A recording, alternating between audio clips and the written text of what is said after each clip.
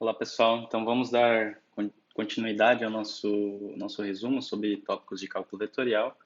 E agora a gente tem a nossa última parte, onde a gente vai discutir os teoremas importantes que nós precisamos para estudar eletromagnetismo, né? Então, fazer uma breve explicação sobre o teorema fundamental do cálculo, o teorema para gradientes, divergentes e rotacionais, tá? Todos eles vão ser interessantes e importantes para que a gente possa entender os resultados mais formais dentro da teoria eletromagnética. Bom, então vamos começar com o mais básico, que é o teorema fundamental do cálculo, né? Então, teorema fundamental do cálculo, vocês já devem saber, já devem ter encontrado por aí. Então, dado uma função de uma variável, né, uma função f de x, uma função de uma variável, uma única variável, a variável x. Se eu fizer a integral definida entre dois pontos a e b da derivada dessa função em relação a x, e integro ela em dx, né, integro ela na mesma variável, o resultado é a própria função calculada nos limites de integração. Tá? Então, é o que está dizendo aqui que a integral da derivada é a própria função calculada nos limites de integração. Tá? Esse é basicamente isso que diz o teorema fundamental do cálculo. É claro que tem muita coisa aqui para explorar, mas para a gente esse resultado é o mais importante, é o que a gente precisa. Então, vocês estão vendo que eu tenho a integral de uma derivada, isso para uma função de uma variável. Mas a história muda um pouco quando eu tiver que considerar funções de várias variáveis, né? Então a gente viu que no cálculo vetorial existem três tipos de derivadas. Existe o gradiente, o divergente e o rotacional. E cada uma dessas operações de derivada vai ter o seu teorema fundamental associado, tá? Então aqui a gente tem o teorema fundamental associado a uma função de uma variável. Mas quando eu for olhar para uma função em termos do seu gradiente, quer dizer, eu vou olhar o gradiente de uma função e olhar para a integral desse gradiente, que é como se eu estivesse olhando para a integral da derivada dessa função, eu vou ter um teorema associado. Tá? Então vamos olhar para esse segundo teorema que decorre do teorema fundamental do cálculo, que o Griffiths, principalmente, ele gosta de chamar de teorema fundamental para gradientes. Tá? Então vamos seguir essa notação, essa linguagem. A gente tem o teorema fundamental para gradientes. Então, esse teorema vai envolver a integração de gradientes, né? E vai estar associado à definição de trabalho também. Tá? Vai estar associado a campos vetoriais que são conservativos, né? Como a gente viu, o gradiente de uma função escalar, o gradiente de um potencial, ele está sempre associado, no caso de sistemas conservativos, à definição de força ou campo, né? Dependendo da teoria. Então, esse teorema aqui ele se relaciona com a definição de trabalho, a definição de sistemas conservativos. Tá? Então, vamos começar. Então, dado uma função de três variáveis, f, que depende de x, y, z, a gente viu que a gente pode definir a derivada total de df através do produto escalar entre o gradiente e o deslocamento infinitesimal, né? A projeção do gradiente no deslocamento infinitesimal. Então, isso fica gradiente de f escalar dr. Tá? Essa é a definição que a expressão que a gente construiu anteriormente. Tá? Agora, vamos calcular a integral desse df. Tá? Vamos calcular a integral desse df entre dois pontos. Né? Então, se a gente olhar para a expressão em termos do gradiente, né, a gente tem o seguinte: a integral desde um ponto A até um ponto B do gradiente de f escalar dr. Isso, no fim das contas, é a própria integral de df. E isso, por si só, né, eu tenho só o diferencial de f, né, integrado em a e b, vai ser a própria função em b menos a função em a. Então, de novo, eu consegui alguma coisa onde eu consegui um resultado que relaciona apenas os valores da função nos pontos inicial e final desse intervalo de integração. Você vê que essa integral, ela me diz o seguinte, olha, você tem lá a sua função, tem o gradiente dela, mas o que vai interessar no final das contas, como resultado dessa integração, né, desse produto escalar e da sua integração, vai ser o valor da função nos pontos inicial e final. Tá? Então, a integral do gradiente, né, a integral da projeção do gradiente no deslocamento infinitesimal, em uma certa curva, é simplesmente dada pelo valor da função nos extremos. Tá? Então, se eu tenho aqui um certo caminho, A e B, desde A até B, tá? Significa que a integração da projeção do gradiente nessa curva, ela só depende do valor no ponto final e no ponto inicial. Tá? Isso é um resultado muito importante. Tá? Eu não preciso me preocupar com a função no meio do caminho. Eu não preciso nem me preocupar com o caminho de integração. Eu posso escolher ele de forma arbitrária. O que eu tenho que manter é o ponto inicial e final para que o valor da integral não mude. Tá? Então, por exemplo, se eu tiver um outro caminho aqui, esse outro caminho, o valor da integral vai ser o mesmo, já que o ponto inicial e o final é o mesmo, mesmo eu tendo alterado o caminho de integração. Tá? Então, esse resultado é bastante importante. Então, deixa eu só reescrevê-lo aqui embaixo. Integral de A e B de gradiente de f escalar dr, e isso vai ser igual ao valor da função no extremo final, menos o valor da função no extremo inicial. Tá? Então, esse aqui é o teorema para gradientes. Tá? Esse é o nosso resultado. Quais são as consequências? Né? Algumas consequências desse teorema eu já até falei. Né? Se, por exemplo, exatamente o que eu falei, né? Se eu tenho essa integral de A a B, do gradiente de f escalar dr, como pelo resultado, né? Pelo resultado aqui do teorema, eu tenho que essa integral é dada pelo valor da função em A e o valor da função em B. Tá? Então, o corolário disso, a consequência disso, em palavras, é que essa integral independe do caminho, tá? Do caminho de integração. Em outras palavras, se a gente gostar de mecânica, olhar para a mecânica, ela independe da trajetória da partícula. Ela independe de como a partícula sai de A e chega até B. Ela só depende do ponto inicial e do ponto final. Então, essa integral, ela independe do caminho desde A até B. Tá? Ela só depende do ponto inicial e do ponto final. Se é o caso dela ser dependente do caminho, então a integral fechada dela, um caminho fechado que circula, que faz o seguinte, vai de A até B e depois de B até A, ela vai ser zero. Tá? Já que o ponto inicial e o ponto final são os mesmos. Né? Se eu saio de A, vou para B e pego em B e volto em A, significa que eu voltei para o ponto inicial. E por esse resultado aqui eu vejo que se o ponto final for igual ao ponto inicial, esse resultado aqui é zero. Tá? Então essa é uma outra consequência desse teorema. Tá? Muito bem. Agora vamos para o teorema fundamental para divergentes. Né? Como eu falei, como eu disse anteriormente, nós temos três maneiras de fazer derivação no cálculo vetorial, né, digamos assim. Gradiente, divergente e rotacional. O gradiente a gente já viu, agora vamos ver como é o teorema fundamental para divergentes, tá? Que é a próxima operação. Então, teorema fundamental para divergentes.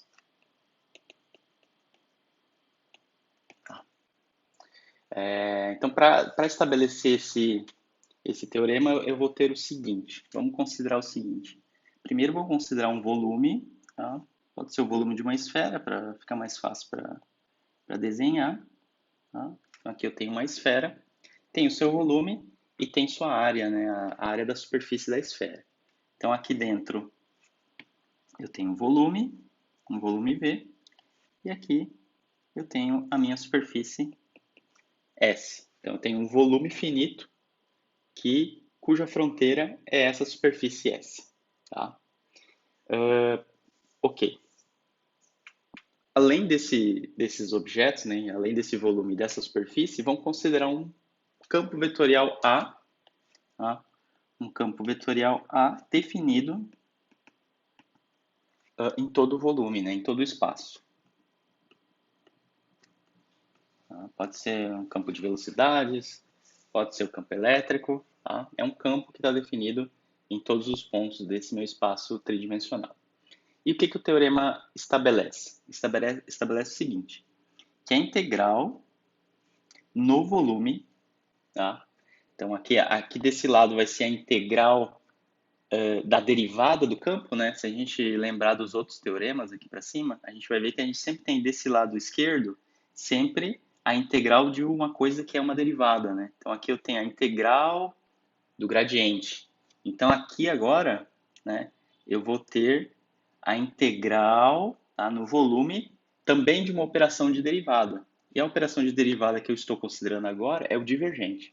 Tá? Então eu vou considerar o divergente do meu campo A em dtal. Tá? Dtal é o elemento de volume. Então eu tenho a integral volumétrica do divergente. E o que dizia o teorema fundamental do cálculo e o fundamental para gradientes? Que eu tenho a integral, né, no caminho da derivada. Então aqui é a integral no caminho desde A até B da derivada. E o resultado é a função calculada nos extremos. Então os extremos de uma curva. Então se eu tenho um objeto unidimensional como essa curva, os extremos são pontos. Mas se eu tenho um objeto tridimensional, como sendo um volume, né? Vamos dizer assim, os extremos do volume vai ser uma superfície. Então a gente tem que fazer essa analogia. A gente tem uma curva, os extremos são pontos. Mas para um volume, os extremos são superfícies, né? É uma superfície que representa os extremos desse objeto tridimensional. Então, se por um lado eu tenho a integral no volume, do lado direito dessa minha expressão que eu estou construindo, eu tenho que ter uma integral nos extremos. Mais uma integral nos extremos. Nesse caso, é uma integral de superfície. Tá? Então, aqui vai aparecer uma integral nessa superfície fechada S. Tá? Mas aí a integral, né, enfim, é o valor da função, né, nessa superfície, né, e do campo vetorial A. Tá? Então, se desse lado eu tenho a derivada de A, que é pelo gradiente, que é dada pelo gradiente, desse lado eu tenho que ter a função calculada na superfície. Então, é o próprio campo vetorial escalar o elemento orientado de área. Tá? Então, essas relações, esses teoremas fundamentais aí, todos eles seguem uma mesma regra. Tá? Vamos voltar aqui, só para reforçar. De um lado eu tenho a derivada num objeto, a integral da derivada num objeto unidimensional, que é essa curva, e isso vai ser dado como o valor dessa função calculado nos extremos, que são pontos. Então é o valor da função no ponto B menos o valor da função no ponto A. Mas agora, quando eu estou olhando para esse tipo de expressão, eu tenho uma integral de uma derivada, mas em 3 dimensões. Então, a borda desse objeto tridimensional, o extremo dele vai ser uma superfície. Então, eu vou considerar o valor desse campo vetorial na superfície, da mesma forma que eu relacionar o valor da função nos extremos da curva. Tá? Então, esse aqui é um teorema importantíssimo, é chamado teorema do divergente ou teorema de Gauss. Tá? Então, vamos circulá-lo aqui. Tá? E vamos dar um nome a ele, que é o teorema de Gauss.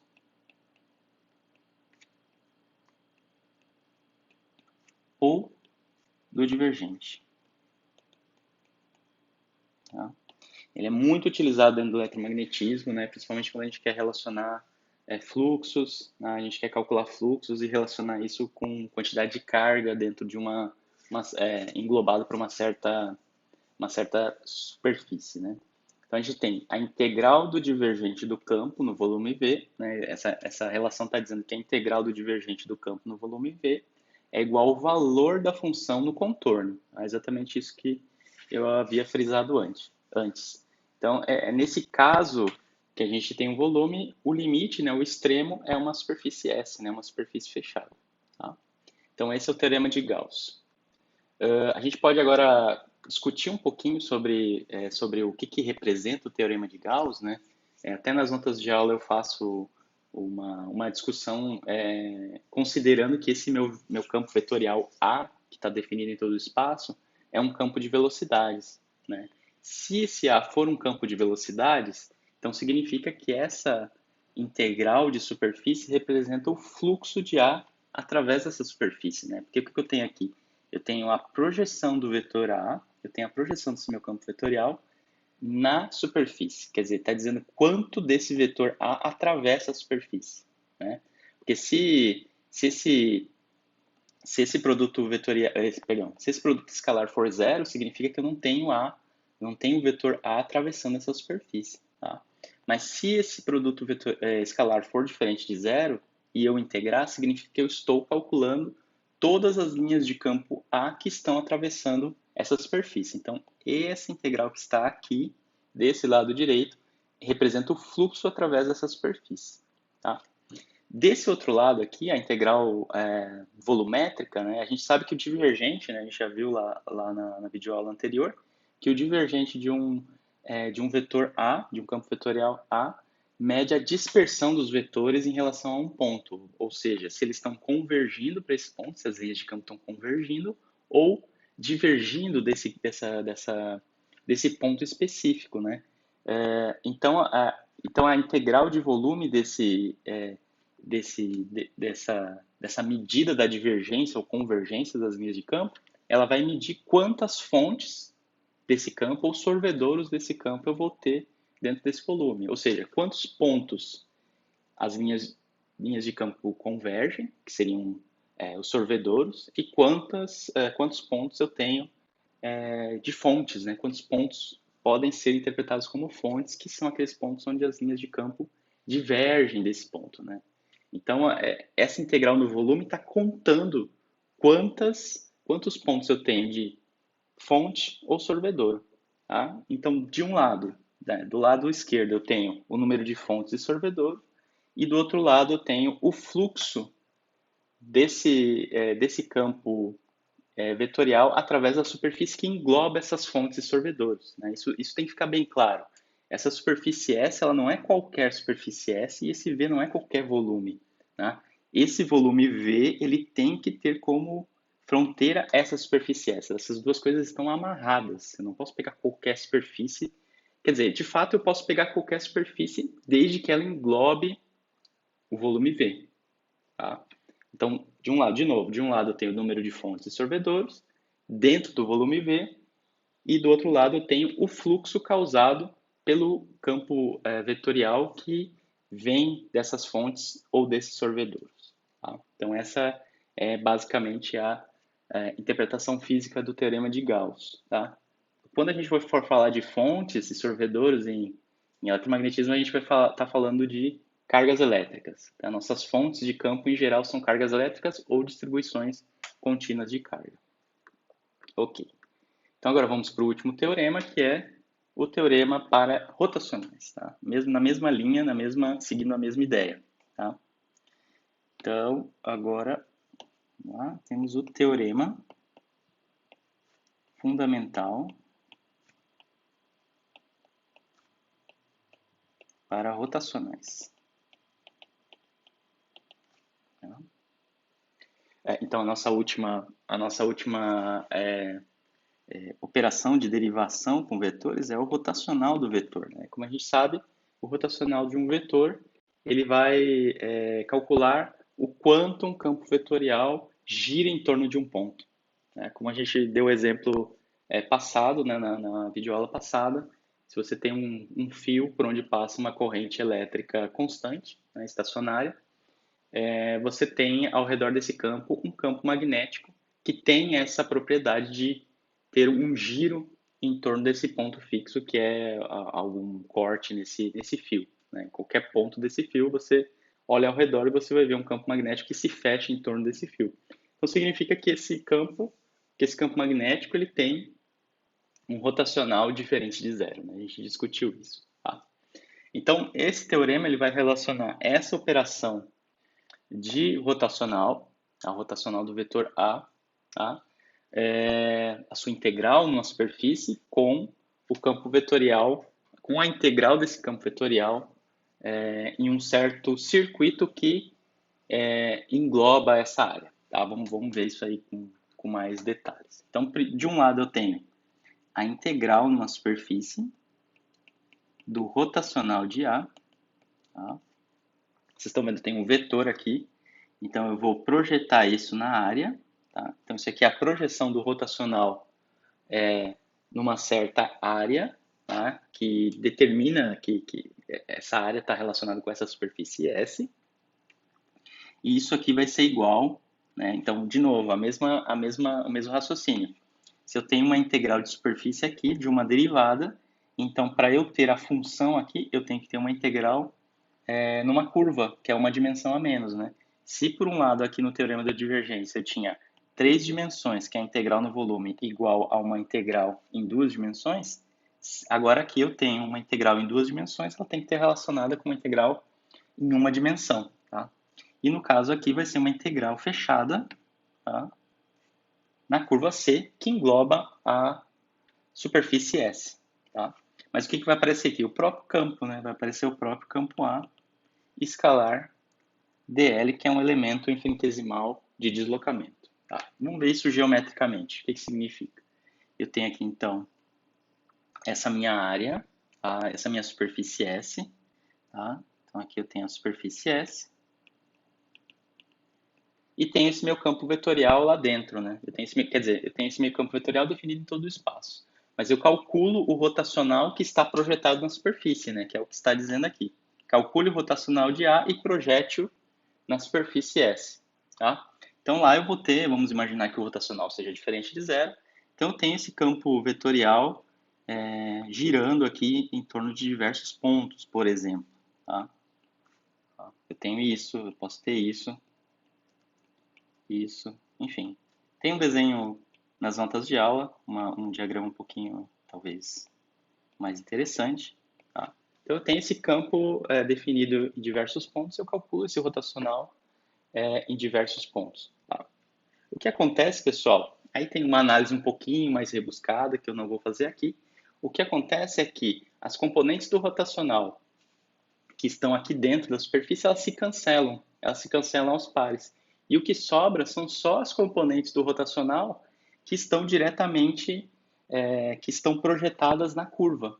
Porque aí eu não tenho, por exemplo, esse aqui, ele tem uma componente que pode ser projetada na curva mas eu não tenho um outro campo, um outro rotacional na direção oposta, por exemplo, esse aqui, para cancelar essa contribuição que está nessa curva. Né? Então, no fim das contas, o rotacional dentro da superfície ele vai ter como resultado líquido só o campo calculado em si. Tá? Então, isso aqui é bem mais. Tem uma. Se você olhar livros de cálculo, enfim, livros de física e matemática, você vai ver que isso aqui tem uma discussão com mais detalhes, enfim, que você pode olhar. Tá? Mas para nós serve isso aqui. Tá? Você tem o rotacional dentro da superfície, e se você calcular, né, se você somar todos os rotacionais que estão aqui dentro, o que vai sobrar como resultado é o próprio campo A, seu próprio campo vetorial calculado na superfície. Quer dizer, calculado na curva que engloba essa superfície. Tá? Então, calculando esse rotacional, você vai ter como resultado, tá? Então, aqui teria a mesma superfície, tá, pessoal? Bom, deixa eu copiar ela aqui para ter a mesma superfície. Deixa eu copiar isso aqui. Colar aqui. Tá? Isso. Tá. Tem essa mesma superfície, só que agora, se eu olhar direitinho para os rotacionais, eu vou ver o que sobra como resultado. Né? O que sobra como resultado é o próprio campo calculado em cima da curva C, que engloba essa superfície onde eu projetei o rotacional de A. Tá? Então, isso aqui está me dizendo que o rotacional de A dentro dessa superfície, a integral dele, a soma de todos eles, vai ter como resultado o próprio vetor A em C. Tá? Vai ser isso que vai sobrar. Então, é isso que está dizendo aqui nessa relação de cima. Né? Eu tenho o rotacional de A na superfície S e isso vai dar como resultado o valor desse campo vetorial na estrutura que é a sua fronteira. No caso de uma superfície, a estrutura que é a fronteira é uma curva. Né? No caso, essa curva C que engloba S. Da mesma forma que no teorema do divergente, eu tenho uma integral no volume que tem como resultado a integral na borda desse campo. Aqui eu tenho uma integral de superfície, que o resultado é uma integral na borda, no caso, é uma curva fechada C. Tá? Então, esse, pessoal, a gente chama de teorema de Stokes. Tá? Esse aqui é o teorema de Stokes, que envolve teorema de Stokes, tá? Que envolvem rotacionais. Tá? Consequências desse teorema, né? Eu listei duas aqui nas notas de aula, né? Então, se o rotacional, esse rotacional, ele depende somente do caminho, né? Então, esse rotacional, vou voltar aqui, esse rotacional de A na curva S, ele só vai depender do caminho que é contorno de S e não da superfície, né? Então, eu posso escolher qualquer superfície útil para mim, tá? Que esse rotacional só vai depender do contorno dessa superfície dado por esse resultado aqui. Tá? Outra consequência, se esse rotacional for zero, tá? Significa que eu estou com uma superfície fechada, né? Então a linha de contorno, quer dizer, perdão, desculpa. Se eu tenho o rotacional de A num S fechado, né, numa superfície fechada, então essa integral sempre vai ser zero, já que a linha de contorno ela vai se reduzir a um ponto. Tá? Então, se eu tenho uma superfície fechada, diretamente isso aqui vai ser igual a zero. Tá? Então, essas são as duas consequências diretas do teorema de Stokes. A gente vai utilizar eles demais, vai utilizar o teorema de Stokes demais quando a gente for trabalhar diretamente com as equações de Maxwell. Tá? Então, só para resumir, vamos voltar aqui. A gente tem o teorema fundamental do cálculo, tá? Que ele é aplicável, né? Ele é utilizado para funções de uma variável. Quando eu for para funções de várias variáveis, eu tenho várias opções, né? Principalmente quando eu estou trabalhando com funções vetoriais. Tá? Então, eu tenho o gradiente, divergente e rotacional. O teorema fundamental para gradientes é esse aqui, que diz que a integral desde A até B, num certo caminho, do gradiente de f, escalar dr, é a própria função f calculada nos limites de integração. Tá? O outro teorema fundamental é o teorema fundamental para gradientes, que diz que a integral no volume do gradiente de A é igual à sua integral, né, a integral do campo A, na superfície S, que é fronteira desse volume. Tá? Esse é o teorema de Gauss ou teorema do gradiente. E aí, por fim, a gente tem o teorema fundamental para rotacionais, que diz que a projeção do rotacional de A numa área, né, a integral da projeção do rotacional numa certa superfície, é igual ao campo vetorial ao qual eu calculei o rotacional, calculado na curva que engloba essa superfície. Esse é o teorema de Stokes. Então, a gente sempre vai usar esses dois teoremas, principalmente o teorema de Gauss e de Stokes, para transformar os meus rotacionais em integrais em curvas, por exemplo, ou o contrário, né, dependendo da situação. Eu espero que fique mais claro quando a gente for utilizar essas ferramentas, tá? Então, é isso que eu queria falar sobre os teoremas fundamentais para finalizar essa nossa revisão de tópicos de cálculo vetorial, tá? Então, novamente, o conselho vejam essa videoaula, discutam essa videoaula, anotem o que vocês não entenderam, procurem nas notas de aula e no material suplementar. Se caso isso não for o suficiente para sanar as dúvidas, me procure, né, via os canais aí do Google Sala de Aula, do Ava não, que a gente não tem Ava, mas do WhatsApp, do e-mail, enfim, entre em contato comigo, ou também vocês podem guardar essas dúvidas para tentar saná-las no nosso encontro síncrono da disciplina, tá? Mas não deixe acumular muitas dúvidas, tá? Não deixa tudo para o encontro síncrono, senão pode acumular muita dúvida e você não conseguir ir adiante nos seus estudos, tá bom? Então é isso aí. Obrigado.